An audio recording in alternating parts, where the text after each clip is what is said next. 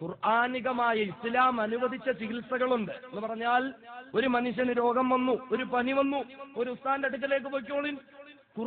ഖുർആനല്ലേ ശിഫ? അതിലും വലിയൊരു ശിഫ ഉണ്ടോ? ഖുർആനിലും വലിയൊരു ശിഫ ഉണ്ടോ സഹോദരങ്ങളെ? ഖുർആൻ ഓതിത്തരട്ടെ, വെള്ളത്തിലോതി മന്ത്രിക്കട്ടെ, കുടിച്ചോളിൻ. തലയ്ക്ക് പിടിച്ചോദിക്ക് നമ്മളെ ശരീരത്തിലേക്ക് ഊതിക്കോട്ടെ, അൽഹംദുലില്ലാഹ്, നല്ല കാര്യമാ. ഖുർആനികമായി ചികിത്സ നടത്തുന്ന ഉസ്താദന്മാരുണ്ട്, എതിർക്കുന്നില്ല. തങ്ങന്മാരുണ്ട്, എതിർക്കുന്നില്ല. അല്ലെങ്കിൽ അതിൻ്റെതായ ആയത്തുകളും അതിൻ്റെതായ ദുആക്കളും പഠിച്ചവരുണ്ട്, അവരുടെ അടുക്കലേക്ക് പോകുന്നതല്ലേ. മറിച്ച് കണ്ടിട്ടില്ലേ, ടിവികളിൽ പോലും പരസ്യങ്ങൾ വന്നുപോയി. ലേറ്റസ്റ്റ് മോഡൽ ഔലിയാക്കളുടെ പരസ്യം കണ്ട ഒരു മുസ്ലിമാന്ന് പോലും പറയാൻ പറ്റൂല. അമ്മാതിരി കോലത്തില് ടിവിയിൽ പരസ്യം. എന്ത് പ്രശ്നം ഉണ്ടായ ഓടി അങ്ങോട്ട് ചെന്നാ മതിയെന്ന് അല്ലേ? സമൂഹത്തിന്റെ വിശ്വാസം എവിടെ പോയി? നേരത്തെ ഈ വിനീതൻ സൂചിപ്പിച്ചതുപോലെ സ്വന്തം കുമ്പ വീർപ്പിക്കാനും കീശ വീർപ്പിക്കാനും ആത്മീയതയുടെ വെള്ളക്കുപ്പായവും പച്ചക്കുപ്പായവും എല്ലാം ശരീരത്തിൽ പൊതിഞ്ഞിട്ട് സമൂഹത്തിനെ കഴുതകളാക്കി മൂടന്മാരാക്കി പണമുണ്ടാക്കാൻ വേണ്ടി മാത്രം പരിശ്രമിക്കുന്ന മന്ത്രവാദികളുടെ അടുക്കലേക്ക് ഈ സമുദായം പോയി പോകുന്നില്ലേ?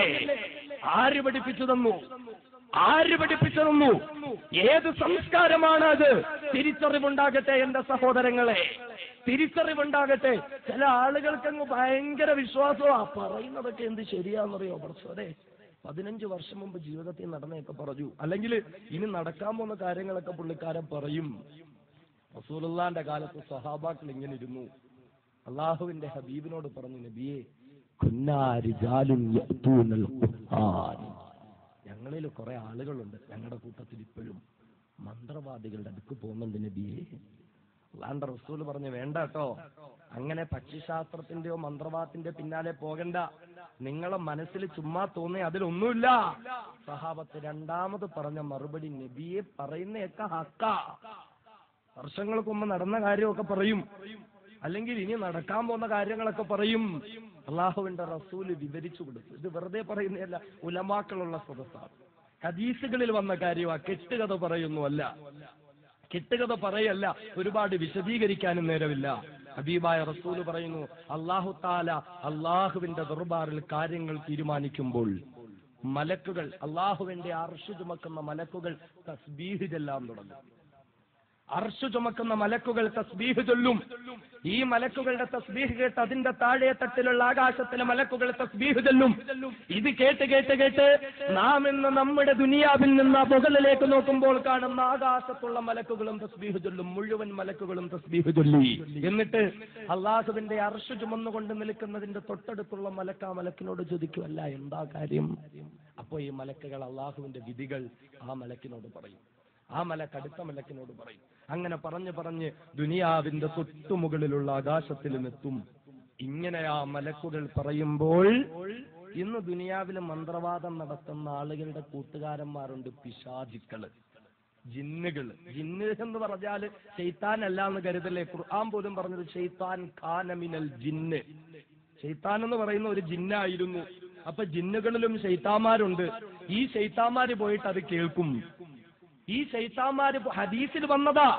ഈ ശൈത്താന്മാരത് കേട്ടിട്ട് ഓടി വരും. ആരെടുത്താ പച്ചക്കുപ്പായമൊക്കെ ഇട്ട് തലപ്പാവും ഒക്കെ കെട്ടി തന്റെ മുന്നിലേക്ക് വന്ന് വീഴാൻ വിധിക്കപ്പെട്ട ഇരകളുണ്ടല്ലോ, ഇരകളെയും കാത്തിരിക്കുന്നതായ മന്ത്രവാദികളുടെ മുന്നിലേക്ക് ഈ പിശാചുക്കൾ വരും. എന്നിട്ട് പറയും, ഉസ്താദേ, ഇവന്റെ ഇല്ലപ്പണിയൊക്കെ അങ്ങനെ ആയിരുന്നു, ഇവൻ ഇനി ഇങ്ങനെയൊക്കെയാ വരാനുള്ളത്.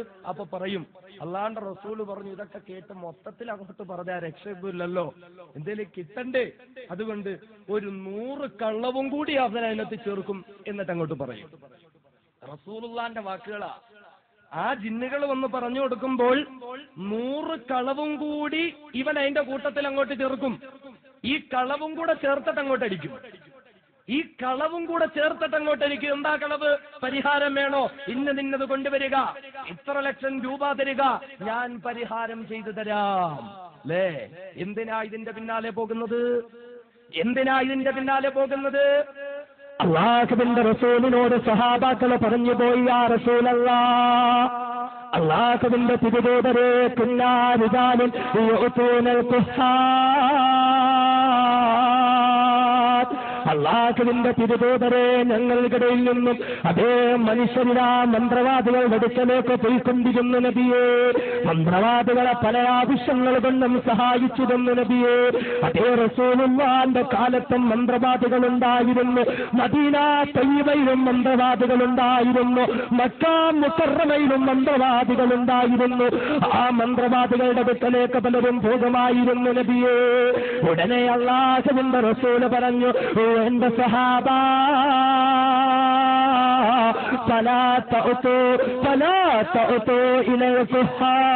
ആ മന്ത്രവാദികളോടടുക്കലേക്ക് നിങ്ങൾ പോകല്ലേ സഹാബ, അവരെ നിങ്ങൾ സമീപിക്കല്ലേ സഹാബ. എന്നിട്ട് അല്ലാഹുവിന്റെ റസൂൽ പറയുകയാണ്, മൻ അതാ അർറാഫ ഫസഅലഹു അൻ ശൈഅ. എന്റെ പ്രിയപ്പെട്ട സഹോദരിമാരെ, പ്രത്യേകിച്ച് കേട്ടുകൊള്ളുക. സഹോദരിമാർക്ക് ഇതിന് വല്ലാത്ത വിശ്വാസമാണ്. അതേ പൊന്നുമോളുടെ കുടുംബത്തിൽ പ്രശ്നമുണ്ടായി, ഭർത്താവിന്റെ കച്ചവടത്തിൽ ബറക്കത്തില്ല, വീട്ടിലൊരു സമാധാനവുമില്ല, രോഗം കൊണ്ട് ബുദ്ധിമുട്ടുകളാണ്, മനപ്രയാസമാണ്, വല്ലാത്ത ബുദ്ധിമുട്ടുകളാ. ഉടൻ തന്നെ തൊട്ടടുത്തുള്ള മന്ത്രവാദി ചമഞ്ഞുകൊണ്ടിരിക്കുന്ന ഉസ്താദ് എന്ന പേര് പറയുന്ന കശ്മലന്റെ അടുക്കലേക്ക് 1000-ന്റെയും 5000-ന്റെയും കെട്ടുകളുമായി എന്റെ പ്രിയപ്പെട്ട പെങ്ങളെ നടന്നു നീങ്ങുമ്പോൾ അല്ലാഹുവിന്റെ റസൂല് പഠിപ്പിച്ചതെന്താണ്? മൻ അതാ അർറാഫ, ആരെങ്കിലും ഒരാൾ അപ്രകാരമുള്ള ജ്യോത്സ്യന്മാരുടെ അടുക്കലേക്ക് പോയാൽ ഭാവികാലത്തെപ്പറ്റി ചോദിച്ചറിയാൻ, ഭൂതകാലത്തെപ്പറ്റി ചോദിച്ചറിയാൻ, ജീവിതത്തിലുണ്ടാകുന്ന പ്രശ്നങ്ങളുടെ പരിഹാര ക്രിയകൾ നടത്തുന്നതിന് വേണ്ടി മന്ത്രവാദികളെയും ജ്യോത്സ്യന്മാരെയും സമീപിക്കുന്നവരുണ്ടല്ലോ, ഹബീബായ റസൂല് ശക്തമായ താക്കീതാ നൽകുന്നത്. അല്ലാഹുവിന്റെ റസൂല് പഠിപ്പിച്ചതെന്താണ്? ലം തുഖ്ബലു ലഹു സലാത്തുൻ 40 യൗമാ. അല്ലാഹുവിന്റെ റസൂല് പറയുകയാണ്, അപ്രകാരം ജ്യോതിഷന്റെ അടുക്കലേക്ക് പോയാൽ അത് മുസ്ലിമാകട്ടെ അമുസ്ലിമാകട്ടെ, പച്ചക്കുപ്പായം ധരിച്ചവരാകട്ടെ കാവിക്കുപ്പായം ധരിച്ചവരാകട്ടെ, ആരുടെ അടുക്കലേക്കെങ്കിലും നിങ്ങൾ പോയിട്ട് ഭാവിയെയും ഭൂതത്തെ പറ്റിയും അറിയാൻ ശ്രമിച്ചാൽ 40 ലൈല, 40 ദിനരാത്രങ്ങളിൽ അവന്റെ ഇബാദത്തുകള്, അവന്റെ നിസ്കാരത്ത് അല്ലാഹുവിന് വേണ്ട. എന്തിനാ എന്റെ പ്രിയപ്പെട്ട പെങ്ങള്? അതേ ഒരു മന്ത്രവാദിയുടെ അടുക്കലേക്ക് ചെന്നിട്ട് ഒരു കാര്യത്തെ പറ്റിയൊന്ന് ചോദിച്ചു കഴിഞ്ഞാൽ അവന്റെ 40 ദിവസത്തെ അമലുകൾക്ക് അല്ലാഹുവിന്റെ മുന്നിൽ സ്വീകാര്യതയില്ല. അവന്റെ നിസ്കാരം പോലും പടച്ച തമ്പുരാന് വേണ്ട.